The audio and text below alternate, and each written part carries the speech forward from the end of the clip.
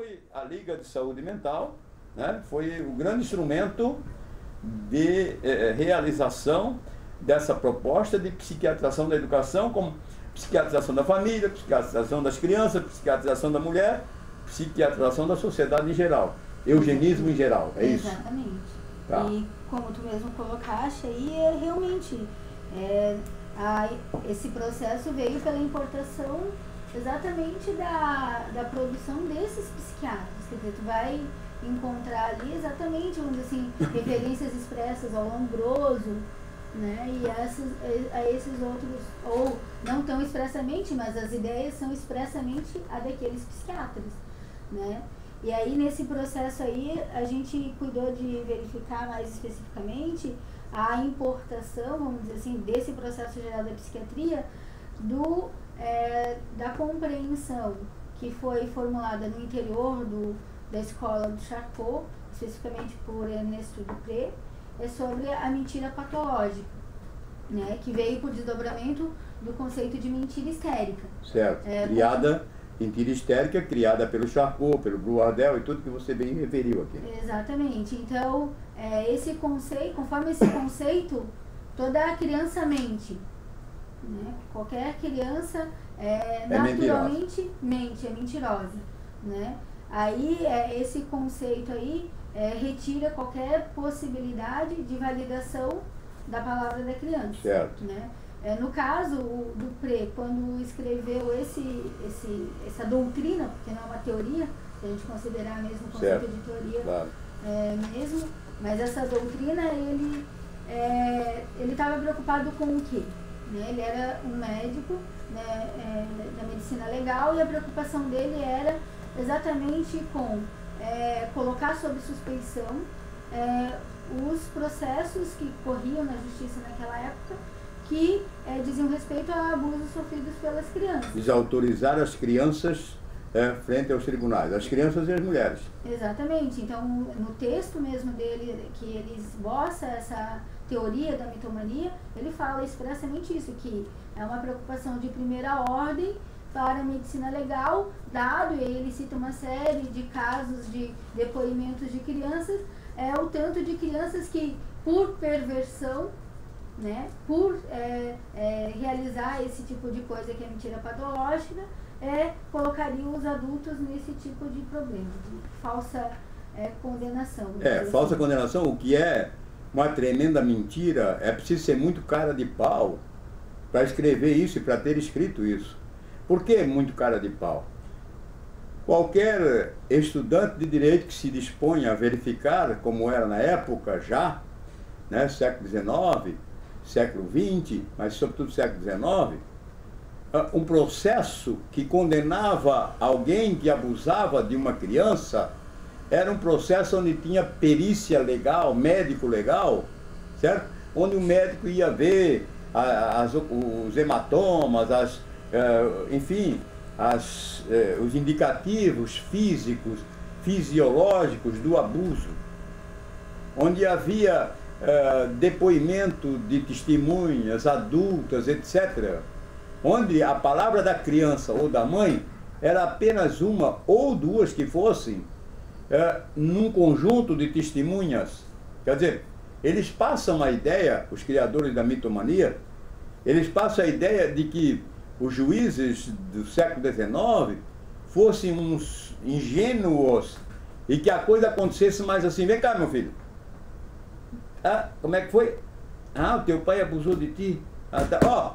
Prende o fulano, 5 anos de cadeia porque abusou do filho dele. Uma coisa que só faltou contar que é assim. Como se o depoimento da criança na justiça decidisse qualquer processo.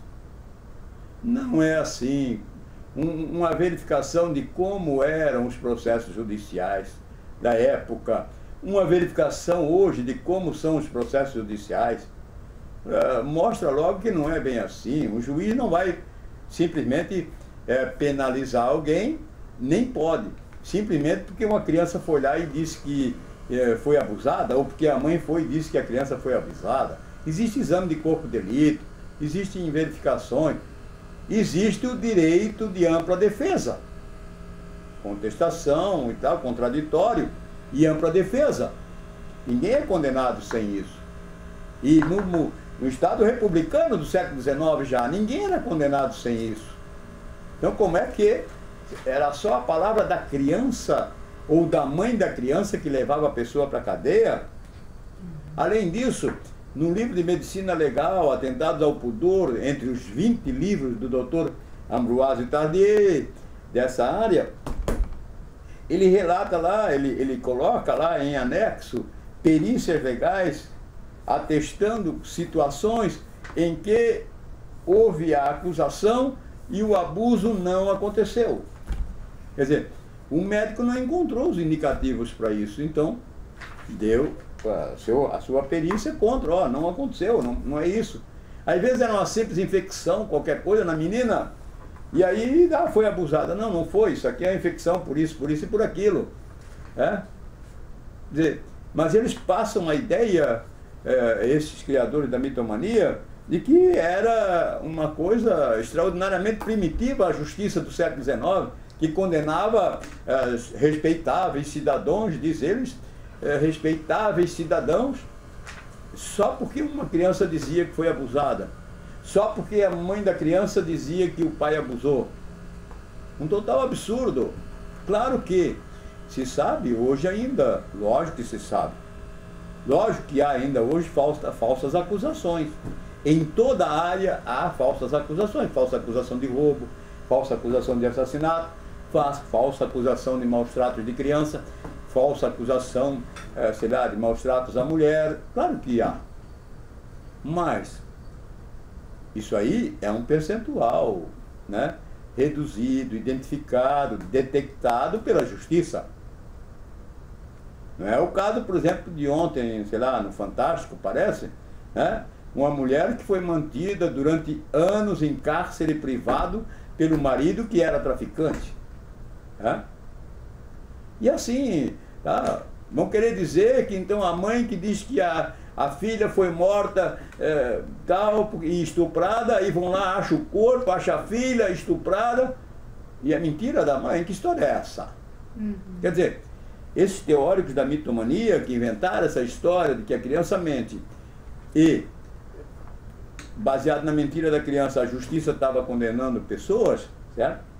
Hoje estão inteiramente desmentidos pela própria mídia, né? A mídia está mostrando aí como as coisas acontecem. Eu não estou defendendo que criança diz a verdade, eu estou defendendo que criança pode dar indicativos para você verificar a verdade. Eu estou defendendo que criança precisa ser ouvida. É claro que precisa levar em conta que é uma criança, que tem ingenuidade, que tem medos, que pode ser manipulada por um adulto, claro, mas ela precisa ser ouvida. E eu não estou preocupado com a criança ser ouvida na justiça, porque isso é coisa dos magistrados e tudo, e com isso eles já estão se havendo muito bem. Eu estou preocupado com a criança ser ouvida na escola. A propósito da escola. Quer dizer, porque isso que é psiquiatrização. A criança não está querendo mais ir à escola, não está aprendendo, não está não sei o que, ela tem um problema. A criança tem um problema, não é a escola que tem. Ou ela tem um problema, mas não foi a escola que criou. Não. A criança tem um problema. Aí vai tomar medicação. Aí já encaminha para um psiquiatra. Via de regra, a própria coordenadora já recomenda, procura um psiquiatra porque ela tem um problema. Troca a letra? Ela é disléxica. Aí vai se tratar de dislexia e não vai curar nunca, porque dislexia não existe. A criança trocar letras, falar direito até conseguir dizer, né? O peito do pé do Pedro é preto, dentro do prato de papa do Papa tem um prato preto pronto, né? Veja bem, dentro do prato de prata do Papa tem um pato preto pronto. Até chegar a dizer isso, é preciso aprender a falar.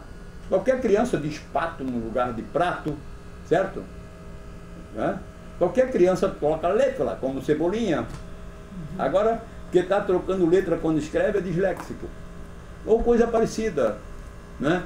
Então, é com ouvir a criança na situação de escola, é com isso que eu estou preocupado, que precisa ser feito isso e ser feito cada vez mais. Felizmente está sendo feito. está sendo feito porque a justiça está exigindo isso, que a criança seja ouvida, que a criança seja respeitada, etc, etc. Mas a psiquiatrização exatamente impede isso. Exatamente. Os direitos de cidadania da criança. Né? Tá? E exatamente como tu colocaste, assim, né? Naquele contexto teve toda essa falsificação e essa absolutização, como, né, sempre se tivesse que suspeitar da palavra da criança, né, da possibilidade de ela mentir, porque ela, no final das contas, sempre vai mentir. Porque isso foi a doutrina da mitomania, né? Isso. Eu vou, inclusive, não sei, eu pensei em ler aqui um trecho claro, que lá. O Brouardel, né, o Paul Brouardel, que junto com o Charcot lideravam. O Paul Brouardel foi o substituto do Dr. Ambroise Tardieu, que era o catedrático de medicina legal, né, decano da Universidade Francesa, tudo isso. Quando a medicina, quando faleceu o Dr. Tardieu, o Brouardel, que era assistente dele, assumiu como catedrático de medicina legal na Universidade Francesa. Mas o Brouardel assumiu e o decano era Charcot. Então o Brouardel teve que se submeter e se submeteu ao Charcot. E visivelmente passou a defender a doutrina de medicina legal do Lombroso, que vinha da Itália, e do Charcot. Tudo isso para jogar a medicina legal nas mãos dos psiquiatras, certo?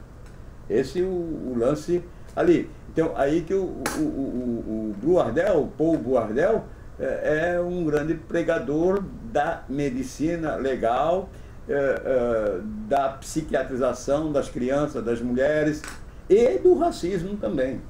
Paul Brouardel. Disse que a Lara está querendo referir aqui um texto, é isso, Lara? Isso, esse texto, na realidade, foi retirado do livro do Masson, do Jeffrey Masson. Tá, sei, do Atentado à Verdade. Isso, Atentado à Verdade, onde ele trabalha o problema da teoria da sedução do Freud. Teoria da sedução, né, do Freud, que envolve os atentados sexuais e como depois o Freud desmentiu tudo porque, né, ganhou uma medalha lá do imperador da Áustria, aquilo tudo. Exatamente. Então, na introdução desse livro, o Masson faz essa contextualização, como o Freud veio na sombra desses outros psiquiatras, como o próprio Dupré. Então ele exatamente faz essa referência. E o Dupré é posterior a Freud. Dupré foi aluno do Charcot ao mesmo tempo. Foi aluno do Charcot, mas ele vai trabalhar no início do século XX, não é isso? Do século XX. Charcot já morreu lá em 1893, tá? Então, assim, ó, Brouardel cita como maior progresso feito em anos recentes para a explicação de tais fenômenos uma série de artigos de 1905 por Dupré sobre a mitomania, a mentira patológica que, na opinião de Brouardel e de seus colegas, está ligada à degeneração mental. Ele fornece o caso de um menino de 9 anos que examinou juntamente com Garnier, provavelmente na década de 1880 ou 1890, Garnier morreu em 1901. Certo. Um pequeno sátiro, dado as perversões monstruosas com adultos em orgias medonhas, segundo o relato do próprio menino. Mas Garnier e Brouardel ficaram céticos e descobriram que sua história era uma invenção, embora não totalmente, pois revela-se eram os pais da criança que transmitiam à sua imaginação febril essas cenas inventadas. Brouardel explica que eles faziam isso por uma curiosidade malsã. Pois é. Tá? Olha, é claro que pode acontecer sim de encontrar uma criança dessa, claro que sim. Olha, o problema é que eles pegam sempre casos isolados para generalizar. É sempre caso isolado para generalizar, né? E isso tá, mas acontece que deu processo pelo qual alguém foi condenado com as histórias desse menino. Onde é que está? Em qual tribunal esse processo foi julgado? É claro que algumas crianças mentiam, algumas crianças fantasiam, é lógico que sim. Agora, daí dizer que toda a justiça francesa do século XIX ia na conversa dessas crianças cometendo erros jurídicos estrondosos, dizer que a justiça do século XX ia na conversa dessas crianças, não era, eles diziam que estavam preocupados com os erros judiciais, não era isso. Não era isso. Com isso ele não estava impedindo erro nenhum, porque a justiça não era tão ingênua. Isso era só desculpa para exatamente rotular, patologizar, para, enfim, eugenizar a educação. Exatamente. Não. E essa teoria da mitomania, depois, na própria França, é levada para a educação pelo Duprat, né? Que exatamente também tem um livro sobre psicologia da mentira na educação, aonde exatamente a preocupação dele é com o problema dessas crianças que mentem, e aí vão mentir no colégio, na escola, perante o professor, e com uma educação que vá atender a essa situação das crianças que sofrem essa mentira patológica. E a gente vendo na própria história da educação do Brasil aqui no início do século XIX, a gente vai verificar que nessa introdução do problema da psiquiatrização na educação, essa doutrina da mitomania também está inserida.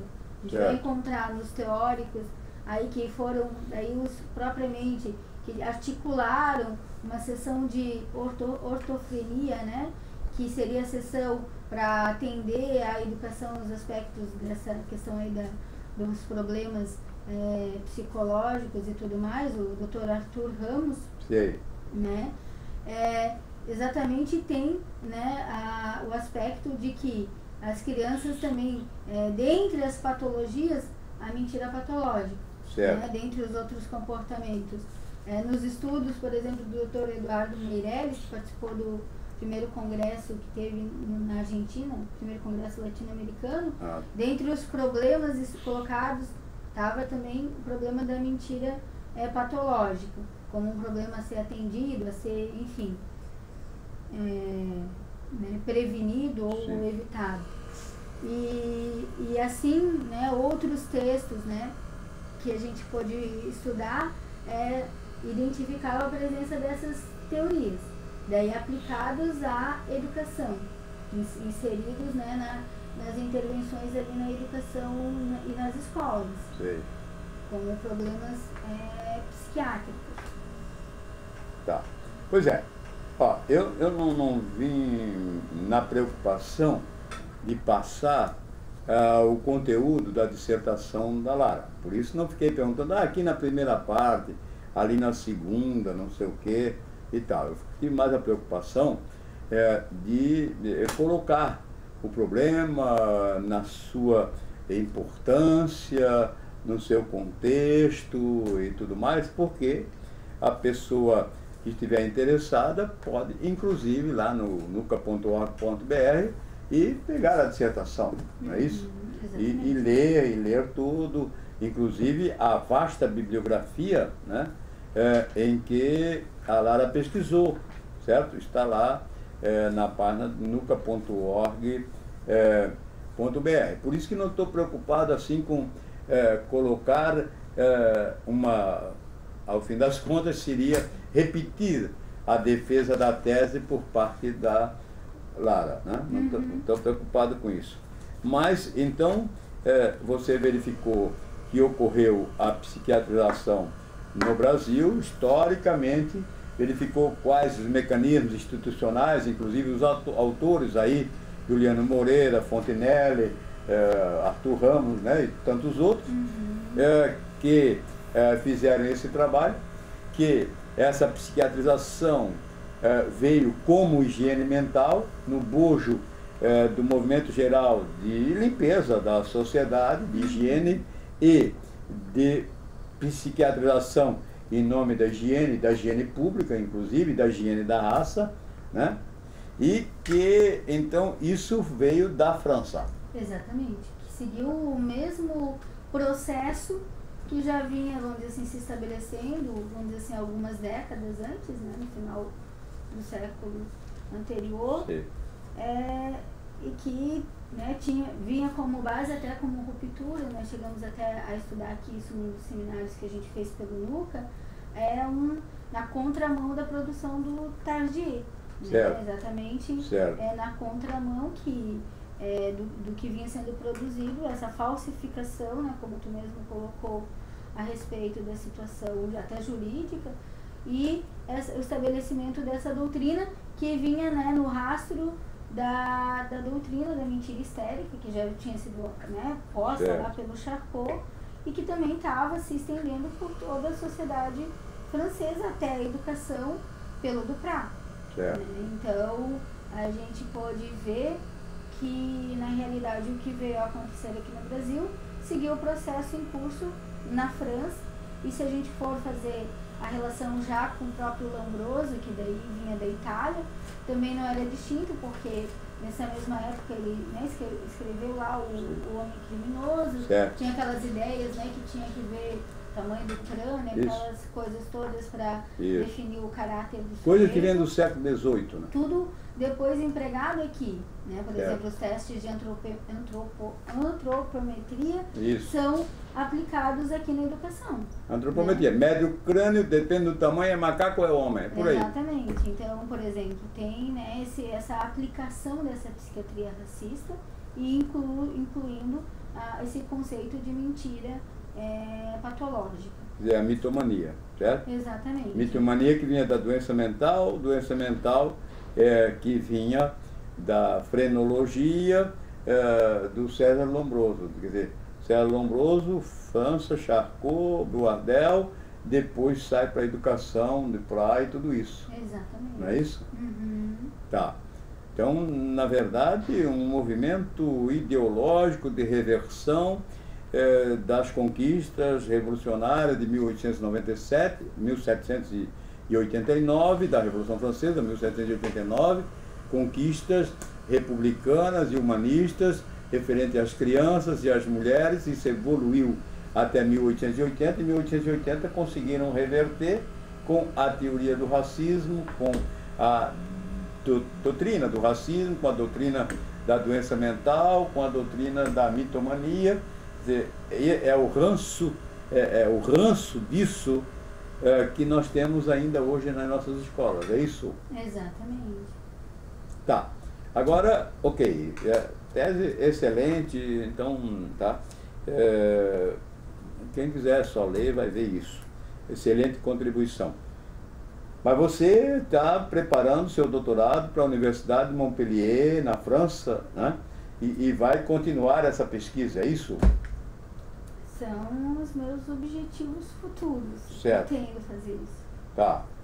Então aí você vai agora às raízes dessa psiquiatrização da sociedade e da educação na França, é isso? Exatamente, esse que é o objetivo, tendo em vista que, né, que se evidencia que isso vem desde, né, a psiquiatrização na França, né, pude ver que, né, um trabalho mais, né, vamos dizer assim, indo ao fundo dessas raízes, poderia, né, ser conveniente né, esse processo na França e inclusive até o momento hoje, né, uma outra pergunta. O momento hoje lá na França. Exatamente, porque como a gente está conversando aqui no Brasil, tem de um lado todo um processo de estabelecimento de direitos e de compreender as possibilidades de cidadania da criança e tudo mais.